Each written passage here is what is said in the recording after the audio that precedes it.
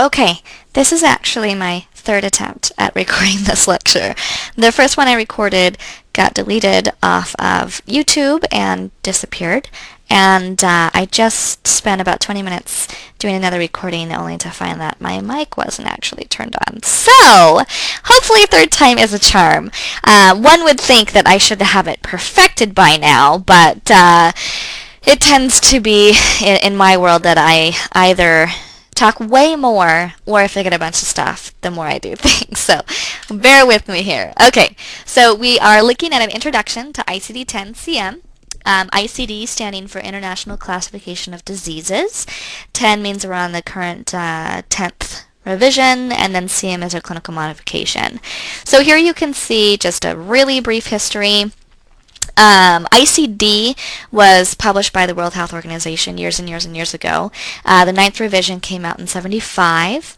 We took ICD-9 and we modified it to our needs in the United States. That's where we get the CM, and you can see that we started using that for morbidity purposes in 1979. So it's been around for quite some time, and you can see why it's probably time for a new and or updated system. ICD-10 came out in 94, again published by the World Health Organization. We did start using it in 1999 for mortality purposes, just so we can compare ourselves with other countries, but we have yet to implement it for morbidity purposes, so we're a little bit behind there. The original implementation deadline was October 1, 2013, but in, I think it was February or March of this year, CMS notified everyone that they were considering a delay. Their proposed delay is 1 year, which is October 1, 2014. That proposal went up for comment. Currently, it's closed to comments and they are being reviewed.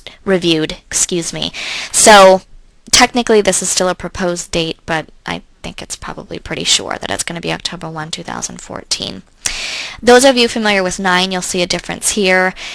We used to just have ICD-9, or I should say currently, we just have ICD-9-CM, and that captures both diagnoses and procedures. The new system actually separates those out into two different systems. So we have ICD-10-CM, which is for diagnoses only, and then now we'll have ICD-10-PCS, which is the procedural coding system, and that'll have procedures only. So they are two different books, and they really are two different systems. The codes look different, and the way that they are coded is different, and those kinds of things.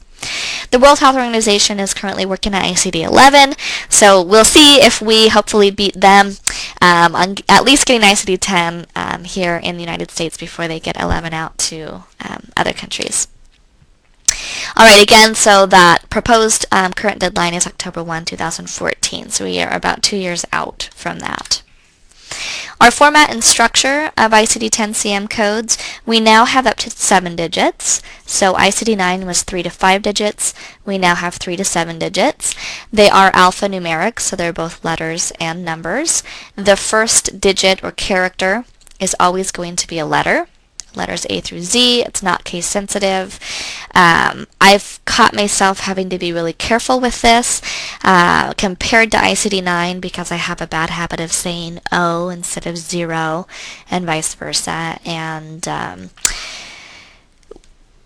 watching your fonts and things like that to make sure you can tell the difference between a 1 and an L and an O and a 0. So just remember your first letter is always going to be a letter. So O, for example, is for the obstetrics section.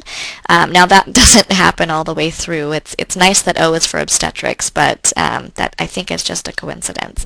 But so all those codes are O codes, they're not 0 codes. So a little bit different from ICD-9. The second digit or character is going to be a number, and then after that it just kind of depends. It can be a letter or a number. And another difference with 10 versus 9 is that we have full code titles.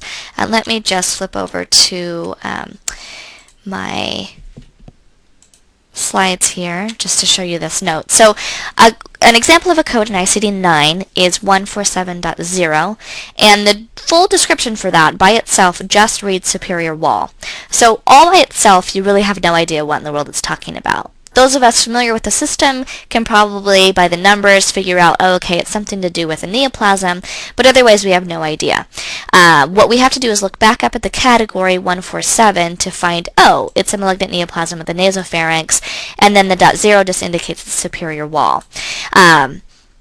Again, with just the code itself, you can't get a full description, so they've changed that in 10. So the equivalent code in 10 is C11.0, which is malignant neoplasm of the superior wall of the nasopharynx. So you can see with that description by itself, we get everything. We know it's a malignant neoplasm, we know it's superior wall, and we know it's the nasopharynx. So they've added full code descriptions rather than these kind of abbreviated descriptions that we see in 9. Those of you that are familiar with 9 and with the printed code book, if you see the ICD-10 code books, and yes, there are 2, there's now one for diagnoses and there's a separate one for procedures, they're pretty thick. The new diagnosis book is probably as thick as the current ICD-9 book that has both diagnoses and procedures.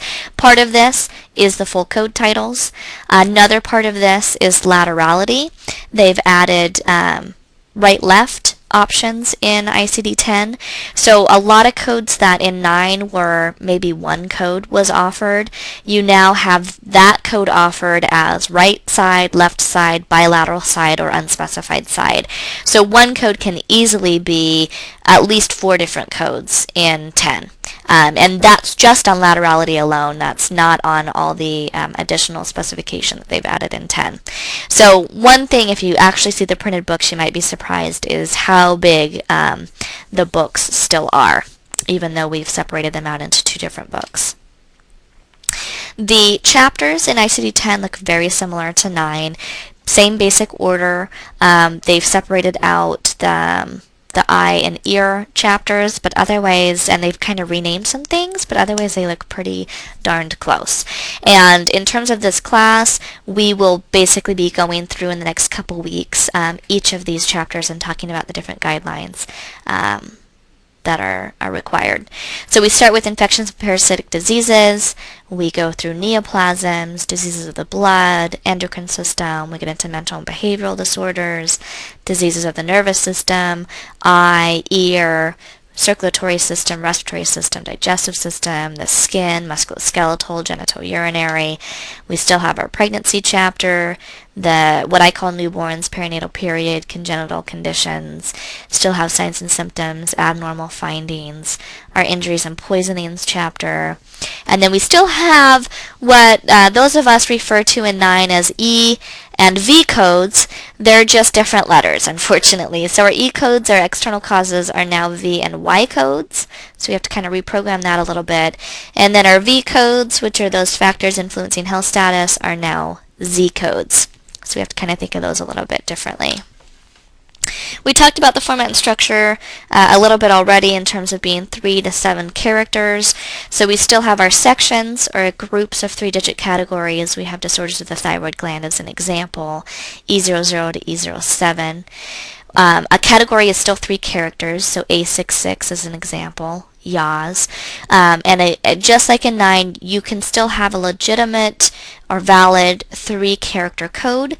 A66 can stand all by itself, assuming there are no additional digits or characters available. Our subcategories now are 4 to 5 digits, and then our subdivisions are 6 to 7 digits or characters. So example A69.20, we go out to the 5th character, Lyme disease. Here's an example of a 6th character, O9A.311, physical abuse complicating pregnancy, first trimester. Those of you familiar with 9 will notice that we now look at trimesters versus antepartum delivered or postpartum, as we saw in 9. And then here's a 7-character code, so S42.001A, fracture of unspecified part of right clavicle. There's an example of laterality, initial encounter for closed fracture. Now these 7th characters, and they're called the 7th character extension, really remind me of fifth digits. They're typically added on once you get into the tabular. So usually you get your 6-character code out of your index and then go back to tabular and add on that 7th character extension. Very similar to how we add on fifth digits in ICD-9. You can see that they can be letters or numbers. In this case, that 7th character is specifying that this is an initial encounter versus a subsequent encounter, that it's a closed fracture versus open, and that there's currently not any complications such as a non-union or malunion or something like that. So we'll talk more about 7th character extensions when we get into, a lot of them are in the injury and poisoning chapter, so we'll probably talk about them most in that chapter. In terms of using the digits, like I said, you can have anywhere from 3 to 7 characters. If there's only 3 characters available, you end up with a 3-character code. If there are 5 characters available, you have to use all 5. You can't just use 3 of those characters. So again, very similar to ICD-9. Now the 7th character, I mentioned they're called a 7th character extension. They're not optional, but sometimes they are added to a less than 6-character code. So let's say you had a 5-character code, but you need a 7th character extension. They always go in that 7th slot. So in that case, you would use a placeholder, which is the letter X. So you would have, I'm just making this up completely, S23.79XA. So you have that placeholder because you only had a 5-character code, and you just need a placeholder so that you can put the 7th character into the 7th slot.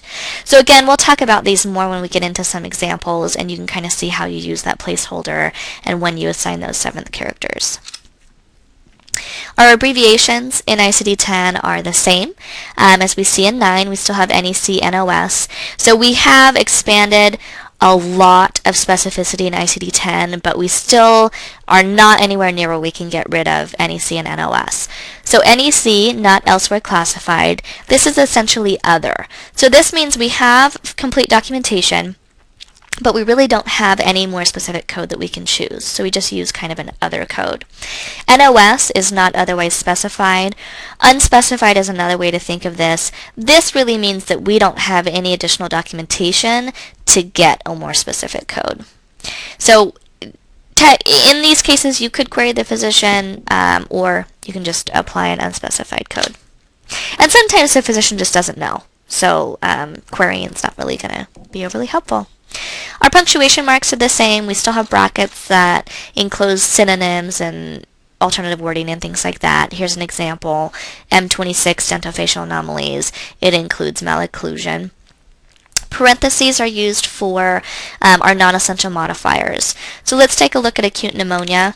I'm just going to pull up, whoops, if I can tab over to my browser. Here we go. I have the index already open here. I'm going to go to P so I can get to pneumonia. And then again, this document is not the most user-friendly, and I apologize. But rather than buying an $80 code book, I thought maybe you could bear with me on this for a little bit. So I can get to the letter P. Here, it's pretty much scrolling. You can use your mouse. I tend to use the page down button. And I'm just going to scroll down until I think I get close to pneumonia here. So again, you're looking for your main terms are in bold, left aligned. Oh, I think it went too far. So I'm on page 974. Here's pneumonia. Again, my main term, bolded, left aligned. And then, excuse me, the phrase I had was acute pneumonia. Go back here. So I can see acute appears here in parentheses. So this is a non-essential modifier, meaning that it doesn't change my code selection. So the statement I have reads acute pneumonia. I get J18.9. If my statement just read pneumonia, I would still get J18.9. If my statement read unresolved migratory acute pneumonia, I still get J18.9. So those words that appear in parentheses, they're non-essential in that they don't change your code selection, but they help you just verify that you're in the right location and that you've captured all of those additional details. And that would be in contrast to a subterm. Let's say we had something like allergic pneumonia. Here I have pneumonia as my main term. I don't see allergic, so I need to look for the subterm allergic down here, and I get J82. So subterms do change your code selection. They may change, I should say. Sometimes you can see here whether it's a subterm food, gastric, or milk, we still get the same code. But a non-essential modifier, again, appears in parentheses, and it does not change your code selection. And then our colon's just used to give kind of a list. We can take a look at this C49 in our tabular.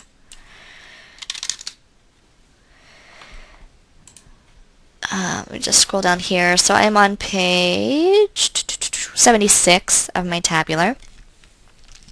And I apologize if I go a little fast on these demos. I figure you can stop and kind of go back if you need to see where I went. Again, to get your find function up here, it's just the F3 key. So I just typed in C49 and then scrolled down till I got to that category. So here you can see a couple of our notes, which is kind of the next slide I have. But here, again, just to show that the formatting or the symbols that we use. We have the colon, and that just kind of is giving me a list here. So if I'm looking at category C49, malignant neoplasm of other connective and soft tissue, I can see, okay, if it's blood vessel, cartilage, fascia, fat, those are all included in this same category. So the notes, we also have includes and excludes notes. So here you can see includes, excludes 1, and excludes 2. Those of you familiar with 9, this looks a little bit different. We'll talk about that in a minute. The includes basically just gives me a list of additional wordings, I guess, of things that are included.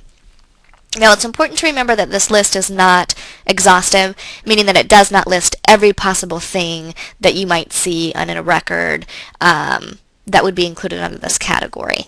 So it's just kind of giving you some additional information that if you have malignant neoplasm of the fascia, you can just verify, okay, I'm in the right spot. Beyond that, again, it's your background knowledge of medical terminology, pathophysiology, of understanding that, yes, I am indeed in the right spot, and C49 is going to be the appropriate category to use. Now, the excludes notes, those of you, again, familiar with 9 will see that we now have two different kinds. We have excludes 1 and excludes 2. The excludes 1 is the same as the ICD-10 excludes note. So this basically says it's not coded here. So when we look at our example, excludes 1 is telling us, okay, here I have a neoplasm of cartilage, but if it's cartilage of the larynx or nose, then I'm in the wrong spot. So it's saying if it's cartilage of the nose, don't code C49, code C30.0. So these are essentially exclusive, basically saying not coded here, you need to code it out of a different category or subcategory. I do want to note another little kind of punctuation mark that we haven't talked about, this dash. This is telling you that you need additional digits. You'll see there's another one right here. So it's just telling you that, like, C50 is not going to be valid. You have to go to that category and find your additional digits that you need. Excludes 2 is going to be a new convention for those of you that are familiar with 9, and this says not included here. So these are not necessarily exclusive of each other, but if a patient has both conditions, then you want to code both. So here, if we had, let's say, it says malignant neoplasm of the soft tissue, and then I also have a Kaposi sarcoma of the soft tissue. I can go ahead and code a C49, but it's telling me if I also have Kaposi sarcoma of soft tissue, I can also code the C46.1. So these two are exclusive of each other. This says, hey, you're in the wrong spot, go here. This says, hey, if you also have this, you're going to need an additional code because this is not included in this. So I think it's an improvement in 10. I think it's a good note to have. All right, etiology, manifestation, same kind of principles that we had in 9. You're going to code your underlying condition first, typically, and then your manifestation second. So let's take a look at this example of dementia in Parkinsonism. It's a mouthful. I'm going to switch back over to my tabular. I'm going to go ahead and just scroll up to the top and go to D for dementia and just scroll down. till I get there.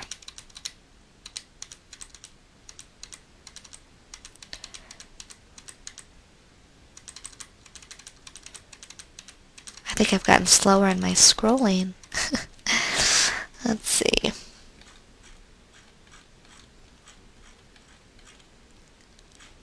Still going. We're getting closer.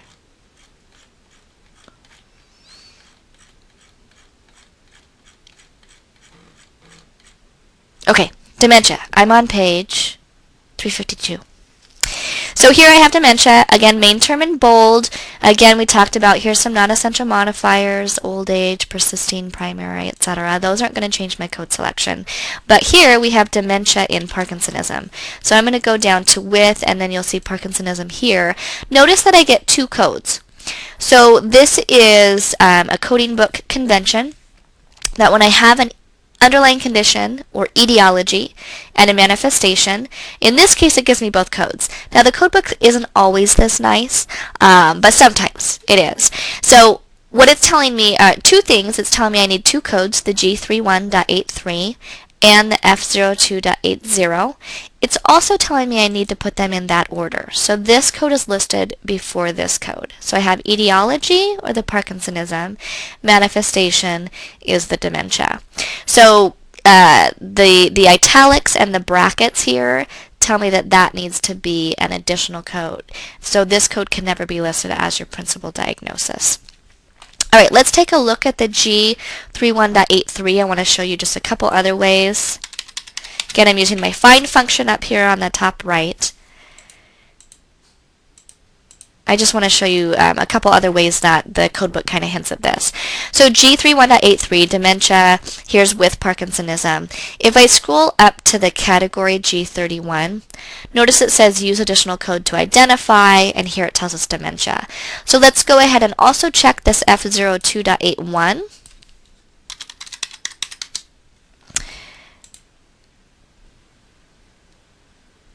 And I'm just using my find function here again. Whoops. So I'm on page 194. So here's F02.81, dementia in other diseases classified elsewhere. And notice it's, if I look back under this category, F02, notice it reads code first underlying condition.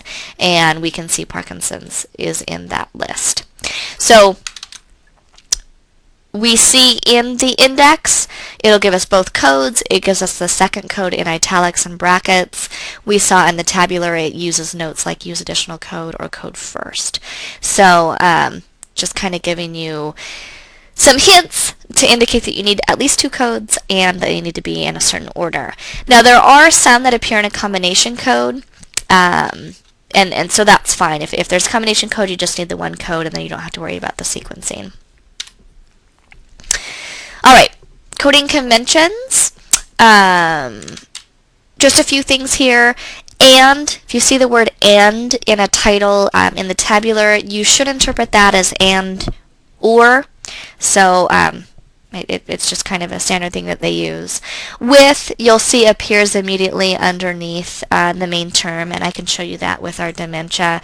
Notice dementia and then with. So it doesn't appear in alphabetical order. Notice that it goes from W to A. Now we're down through. So with always appears directly underneath the main term. We also have cross-references like C also, and we have code also notes. So your C is going to point you in a different direction. So notice here under delusions, it tells me C disorder delusional. So C is mandatory in that I can't get any sort of code here. I have to go to disorder and then delusional to get any sort of a code. C also does something similar, but it will still give you a code. It just tells you to go to an additional location. Let me see. So here's one here. So I don't know how to pronounce this. Creutzfeldt-Jakob disease. And then it has C also, this syndrome with dementia. So I do get a code A81.00, but I might also want to check this main term to see if I can get a more specific code. So C also isn't necessarily mandatory. It's more, I guess, recommending. And then we saw the code also note, particularly for those things that are an etiology with a manifestation. We'll see that a lot. Just some more kind of basic conventions that come out of the guidelines. Syndromes, most of them can be coded as a syndrome. So you could go to, for example, we're already at D's. I'm going to go down to Down syndrome. Bear with me for a moment.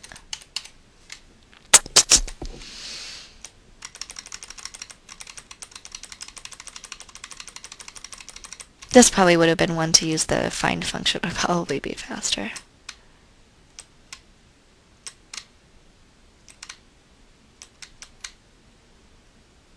Oh, there we go.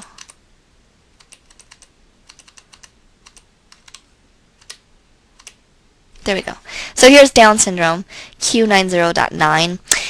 If for some reason there's a syndrome listed that you can't find as a syndrome, then basically what you're doing is just assigning codes for whatever sort of problems they're having. So you just code those individually. Acute and chronic conditions. Sometimes a condition can be described as both acute and chronic. If there are indeed two different entries in the alphabetic index, so there's an entry for acute and there's an entry for chronic and they're at the same indentation level, then we're actually going to code both of those. We would just sequence the acute first and then the chronic second. Late effects. So there's kind of a little change in terminology here with ICD-10. ICD-9, those of you that know it, late effects really was kind of the wording that we used. That was our main term. It was pretty standard. Now they've really switched over to the term sequela. And so your main term usually is sequela here. If we go to late effects in the index, it'll actually send you over to sequela. So what a late effect is basically you have an acute phase of an illness or an injury. Let's say it was a burn, for example. And then you have some sort of residual effect, something like a scar maybe, that can be seen 5, 10, 20 years later. So you have your acute phase. Let's say it was the burn, right? You got burned and then you end up with this scar. The scar is the late effect, or what they're now calling the sequela, or the residual effect. Those are all kind of the same thing. A lot of times with these, you'll end up with two codes. So you'll have one code for whatever that residual or sequela condition is, and then you'll have a late effect code. Now it does seem to me that they've combined a lot more of these into combination codes in ICD-10. So one that we've always had in a combination code is late effects of a cerebrovascular accident or a stroke. So it's really common with those. So if you have a patient that maybe had a stroke 2 years ago and maybe they still have hemiparesis or something like that, that actually is a combination code. It captures both the late effect and the sequela that the patient is having. With something like the burn injury, now we have 7th character extensions that indicate sequela. So those ones, basically you get your burn injury code, you have a 7th character extension that indicates it's a sequela, and then you would also have an external cause code that indicates it's a sequela. So there are a few more combinations, but if there isn't a combination, then you would have one code for whatever that current or residual effect is, and then you'd have one code for the late effect. Few more things here. Each unique ICD-10 diagnosis code may be reported only once for an encounter. So there were some pairs with ICD-9 that might want, let's say like something bilateral, they might want 2 ICD-9 codes for that. We've gotten rid of that in 10 because we can instead report one bilateral code instead of 2 unspecified codes essentially. So with that, if there is a bilateral option available, then you're just going to use that code. If there's not a bilateral code available, then you do actually assign one for the right and one for the left, but they are still considered unique because they're both different codes now, because we have one code's going to be right, one code's going to be left, versus having 2 unspecified codes, which would both be the same code. The BMI and pressure ulcers, to me it seems a little off of what we've been talking about, but it is something that's in the guidelines, so I wanted to make sure I mentioned it. Body mass index, pressure ulcers, it's just a quick note that you can use documentation from non-physician providers. So a lot of times these are documented by maybe the nurse or a physical therapist or a nutritionist or something like that. You can use that documentation to indicate the level of or the stage of the pressure ulcer or the level of the body mass index. Signs and symptoms, same kind of rules we always had before. So if signs and symptoms are integral to a part of a disease, so let's say we have appendicitis. What are some common symptoms of appendicitis? Well, right lower quadrant pain and nausea, maybe even nausea and vomiting, right? Those are considered part of acute appendicitis. We don't need to code them separately. If we just code acute appendicitis, that will cover the right lower quadrant pain and the nausea. If there's something that's not integral to a disease process, so I don't know, maybe it's appendicitis and they have foot pain, who knows, right? Foot pain could very well be a symptom of something, but it's not a symptom of appendicitis, so in that case we would want to code both of those. So if we have a definitive condition, that's going to be our code. If we have signs and symptoms that are not integral to that disease process, then we're going to code those as well. Alright, so our steps in coding, and I did give an example of this on the links presentation, and we've kind of done this a few times during this presentation. First thing you want to do is pick out your main terms. So for the most part, those are nouns. Sometimes they can be adjectives. For example, if you have like an elevated blood cell count or something like that, you want to pick out your noun. So we did, let's say it's acute appendicitis, right? So our noun, really, the main thing going on is the appendicitis. Then we're going to look at our non-essential modifiers and our subterms. So if it's acute, I'm going to look and see, okay, is acute a non-essential modifier or is it a subterm? So I'm going to look for subterms underneath that. Again, we saw the dash. If we see that at the end of the code, we want to make sure that we go add the additional characters that we need. Once we get a code in the index, we always want to go back to the tabular. This is important for a number of reasons. One, just to verify that you are indeed in the correct location. Sometimes when you get subterm after subterm after subterm and you've scrolled down 4 pages from the main term, sometimes you end up in the wrong spot and just don't even know it. So we want to verify we have the right code. We also want to make sure that we have all the digits or characters available, and we want to add a 7th character extension if we need to. So very important that you always go back to your tabular and make sure that you have the right code and you have all of the characters that you need. And then sometimes it'll have like those excludes or includes notes to give you some more information. Again, we want to assign codes to their highest specificity, so that means the most digits or characters available. And then this is one that a lot of my beginner coders forget, is you want to make sure you go back to that diagnostic statement and code everything in there. So something like acute appendicitis, you're going to get a single code. But let's say you had a patient that came in with acute appendicitis that also had diabetes and hypertension. Well, you're not going to find one nice pretty code that captures all of those. So you want to make sure, you know, you go through all the steps, you get your acute appendicitis code, and then you go, oh yeah, I need to also code my diabetes, I need to also code my hypertension. So make sure you go back to that diagnostic statement and capture everything that you need to. And there's my references.